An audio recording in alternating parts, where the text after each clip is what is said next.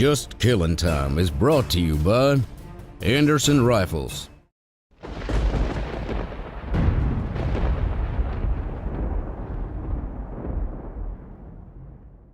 It's moments spent with friends and family, creating lifelong memories. These moments are part of a greater picture. These moments are just killing time. Grab your gear and come on with us, heading out from dawn to dusk. Get 'em in your sights and let it fly. Amped up to close the deal and a pocket full of tags for filling. One thing I could say keeps me alive, just killing time.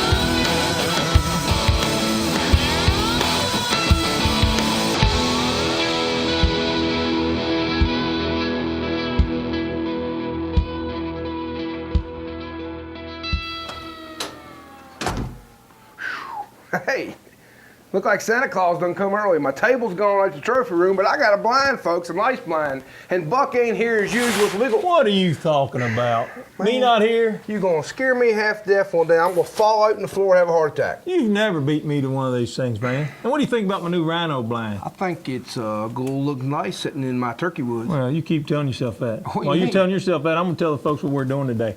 Folks, today we're hunting turkeys with stick and string, and I'm gonna let Max tell you who we're hunting with today. Oh, brother, you know. The unknown turkey slayer and our own Freddie McGuire down in Tennessee. They got a bird already coming in.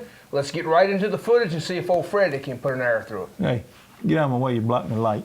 Well, I'm gonna block something else out your light here. Roof fell in.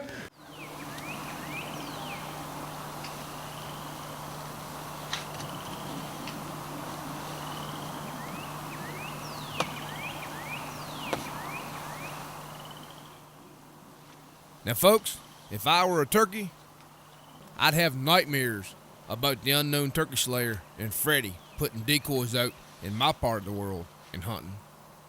And all I can tell you is if this old boy knew what he was walking into, he would be about 3 counties away by now going put the whole time.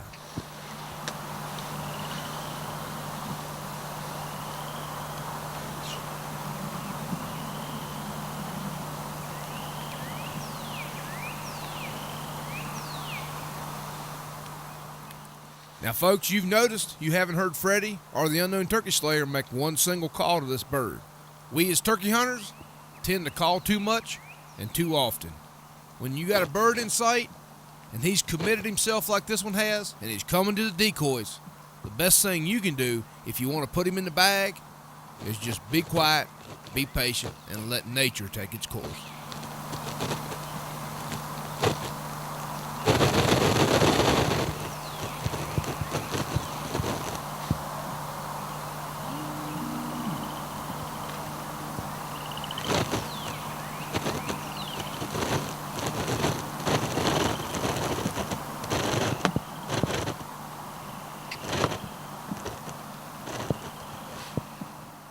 You'll see here in a minute, they swing the camera right in front of the bird and let him walk in frame to the decoy.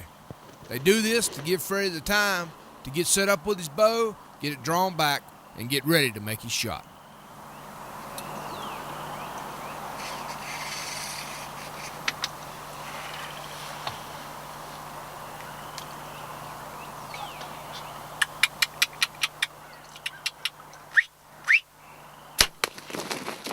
Folks, let's watch that again.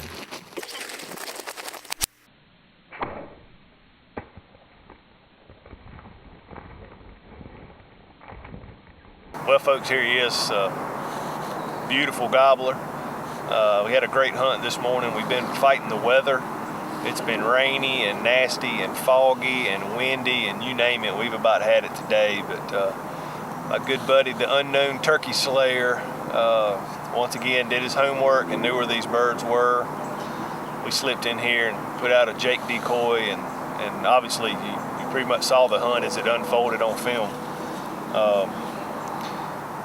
Got the turkey into the decoy about 15 yards and made what I thought was a great shot, and had a difficult time finding the bird, but we did finally found it, and he's a beautiful gobbler. Got about probably 1.8 inch spurs, good thick 10-inch beard. and just a wonderful hunt. This is my first spring bow kill, so I'm obviously very excited about that, and adds a whole nother element to it, and it was certainly exciting. I want to thank my good buddy, the Unknown Turkey Slayer. He did it again. Hey, brother, what'd you think of that? Hey, Cha-ching! Cha-ching is right, man. Stick and string, Freddie McGuire, he's a turkey slayer. I tell you, him and the Unknown Turkey Slayer, as I said before, folks, when they get together, you've seen it here on Just Killing Time, turkeys are in trouble. We'll be back in just a moment. What's the door to say? Hey, I put a lock on it, man. It's like always. You're always on the outside looking in. Oh, man. You got to be asking yourself, what am I looking at? What is this mess? One of the largest rifle distributors in the country pitted the Anderson rifle against one of the top leading brands in a shootout. The leading gun was prepped thoroughly, cleaned and lubricated to perfection. The Anderson rifle was cleaned but stripped of all lubrication. It was fired completely dry. This is only possible because the Anderson was treated with RF-85, the permanent treatment that reduces friction 85%. The rifles were fired as fast as humanly possible. In less than an hour, the leading brand rifle failed at 900 rounds. An hour went by. Then 2. Then 3. The Anderson kept firing. After 4 hours, the red-hot gun cooked rounds off. No trigger was needed. Finally, the grip caught on fire. After 4,238 rounds and still firing, with the gun on fire, they called it quits. They couldn't get the Anderson to fail. This is that rifle. Look at these close-ups. This Anderson rifle shows absolutely no wear. Can your rifle do this? It can if it's an Anderson. RF-85 makes it run with 85% less friction, 23% faster action, never needs oiling, and cleans up with soap and water. The Anderson rifle, the world's only no-lube rifle. Let me get in this. What are you doing? Hey, take it easy on the blind. Take it easy on. Be patient, my man. Be I patient. am patient, brother. Take it easy. Hey. I am patient, man. All right. And speaking of patience, folks, this next hunt, we're going with a gentleman that's near and dear to my heart and the rest of the JKT crew. And we'll tell you, we had little audio problems on this hunt, but it's a hunt of a lifetime. Right. Y'all wait till y'all watch this footage. Yep. Right. It's touching, man. You know, Buck and I cut up and kid all the time, folks, and we have a lot of fun doing it, and that's what it's all about. But as we go into this next hunt, it relates around a serious topic. And we've said all the time that you have to be careful when you're in the woods. Bad things do and can happen to good people. And on that note, I have Mr. Barry Arrington with us. He's been nice enough to come with us today. Barry, thanks for being on the show, brother. Yes, sir. Thank you. This hunt we're about to show you, folks, is actually one of Barry's hunts. We had some audio problems with the camera. It happens, but the footage is so astounding. And the Lord above was there on the hunt and touched everybody and blessed everybody. At the beginning of the hunt, Barry, there's a banner up there. It has a man's name on it. Would you tell us a little bit about that gentleman and what he meant to you? Yeah, Gene Parker, dear friend of mine. I idolized from when I was just a kid. Friend, a mentor, just a great person and the best hunter I've ever known. He recently passed away of cancer before this hunt that you're going to see. We now do this hunt in his memory. Barry, I know for me and other folks that hunt, one of the greatest things about being outdoors is watching God wake up the world every morning. Now, I'm going to ask you what may be a difficult question for you, but I feel the folks at home should hear the answer. What is, when you were 31 years old, what's the difference between watching God wake up the world at 31 before your accident and watching him wake up the world today after your accident? Oh, just appreciate it so much more now. I took so much for granted before I was injured. You know, life was just a given back then. You know, you didn't appreciate every day you got up. You didn't appreciate the sunrise. You didn't appreciate the sunset. Now, every morning in the spring turkey woods for me is just, it's Christmas. You know, I mean, you know, you watch the sunrise, you hear the earth wake up, you know, the birds start to sing, seeing the day will come to life. Yeah, I appreciate it a lot more now. Barry, before we get too deep into this hunt, how old were you when you became paralyzed? I was 34 years old. And it was due to an accident, correct? Yes, it was. And from what I've been told, it was actually revolving around a tree stand safety incident. Yes, sadly enough, it was. Do you mind sharing that with the folks at I'd home? be more than glad. It was a Sunday afternoon. 1 week of bow season left, and we had just finished up our apple harvest, so I was gonna have a week of hunting left, you know, where I could get in some good morning and evening hunts. Sunday afternoon, I'd found a place just loaded with deer sign. So I come back to the house, got my tree stands, all my equipment and everything loaded up. And before I did, stopped at my dad's house for some reason, told him I'm gonna be, you know, over in this spot and I'm gonna put up a tree stand. So I got over there, got my steps in, got the stand hung, had my safety belt attached, had it on, putting up the tree stand the whole time. But I wanted to get up in the stand to just check for some shooting lanes. It was really thick in there. So when I got in the stand, I had to unattach my safety belt to get up in the stand. Well, I didn't reattach it. And, you know, didn't have any reason to. I wasn't thinking. I said, like, well, I'm only taking a few seconds just to see what shooting lanes I need to cut, you know, and I'm getting right back down. Before you know it, I'm on the ground. Barry, it looks to me like you're using a tube call. Is that right? Yes, sir.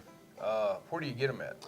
Well, they're all handmade. This one, as a matter of fact, I made years ago before my accident. Really? But I never used them then. I just made them kind of play around with. Huh. The reason I use them now is before my accident, I didn't use a turkey call. I used my natural voice. And that's all I ever called a turkey in. Really? Yep, for 15, 18 years. Natural voice. But when I was hurt, my diaphragm was affected. Can't get enough air, and I gag on a mouth call. Don't have the dexterity to use slate box call, so the only choice I had, tube call. Let me hear that thing. Well, we'll see. Don't embarrass me too bad, okay?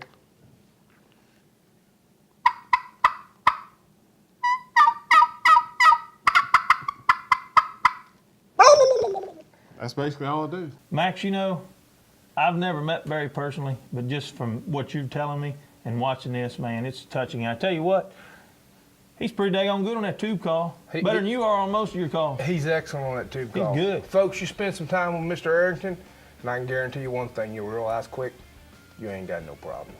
We'll be back in just a moment. This Anderson rifle shot 5,000 rounds without a drop of oil. We're gonna clean it Anderson style.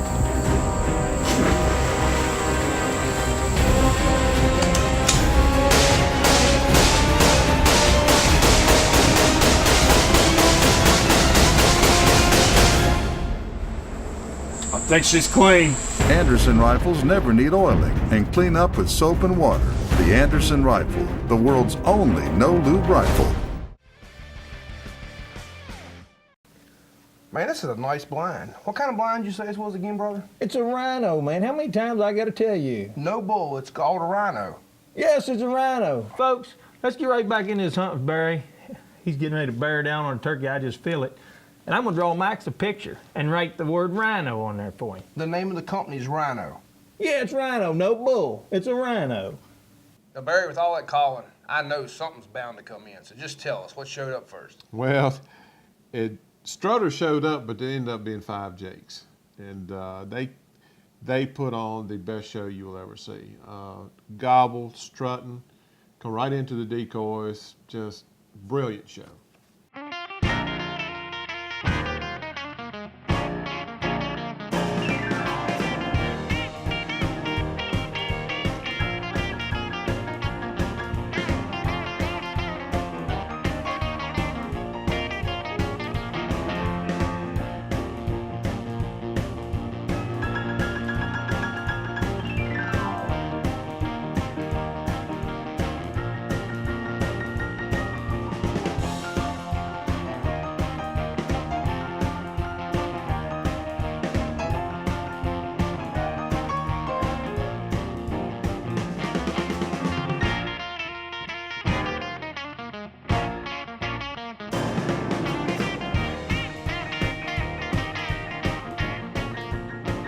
Barry, after all those jakes eased out of the field, and that is a pasture field, I assume, correct? Yes. What happened after that? I got a little slow there for a while. We'd hear a bird gobble every now and then. A couple deer walk through. And then I think Amy or Freddie one looked up in the woods and said, there comes, I think that's a bird right there. And sure enough, here come 2 longbeards. And they hit the edge of the field there, and they kind of, you know, a little bit I don't know, tense or whatever. They didn't want to come, but all of a sudden they kind of got, yeah, we're going to go down and check out and see what's going on. You know what they said? They probably said them Jakes is gone. So Yeah. we can handle this. Yeah. Barry, one thing you mentioned, you were taking a crossbow because you wanted this hunt to be special. I have said this before, but I'm going to tell you to your face, you inspire me. Here you are. I watch the post you do on vaturkey.com, and every year you're consistently into deer, you're into turkeys, you're having quality experiences. And then on this hunt, you choose to take a crossbow, and it blows my mind. Here I am working, you know, with a shotgun to kill a turkey, and I know how difficult it can be, and I can be mobile and that type of thing, and get to places and do things that you know you're not able to do at this point. Why a crossbow? Why even limit yourself further? Is it because? Explain it to me. I'm curious. Well, every year now for the past 5 or 6 years, I've tried to take crossbow at least 2 or 3 hunts, just for the challenge. You know, I feel it's kind of special because you got to get the bird a little closer. And man, I love it when they gobble when they're about 15 yards away. You know, it's just something a little bit special about that. But the hunt was going to be on our farm, and I'd already killed a turkey that year. So, you know, I said, well, if I kill another one, you know, I want it to be really special. Buck, brother, old pal, old friend of mine. No, you ain't getting me around, O'Brien? No, I was going to say, folks, y'all know it's true. I can't imagine you trying to take a crossbow and kill a turkey. He can barely get one kill with a gun. Well, if I had somebody, a partner that could get him in a little closer, I would use my bow. What else you Folks, want? we'll be right back in just a moment. I told you not to turn around that way. I called the turkey in, you was turning around backwards. Our Anderson No Lube AR-15 is built with pride in the USA, right here in Hebron, Kentucky. Our 30,000 square foot facility has the latest in computerized manufacturing. Only Anderson rifles have RF85 that reduces friction 85%, never needs oiling, and cleans up with soap and water. Anderson quality control is second to none. The Anderson AR-15, the world's only no lube rifle. Folks, let's get right back into the action. Hey, old Barry's got a couple longbeards in his sights, and I'm just glad Freddie's sitting there with him in the blind and not you-know-who. What do you mean, you know who? You're sitting there with a crossbow. Freddie and Amy's with you. The camera's rolling. What's going through your mind? I'm thinking you got to get 15 yards. You know, I want you close in the decoys. That's the magic number, 15 yards? Well, that's where I want them anyway, because I feel a lot better at that distance. You know, I'm looking through the scope on my crossbow, and I'm just waiting for that shot. And finally, one of them turns. I said, whispered to Freddie, said, you know, that's too good to pass up. And, you know, send the bolt on his way.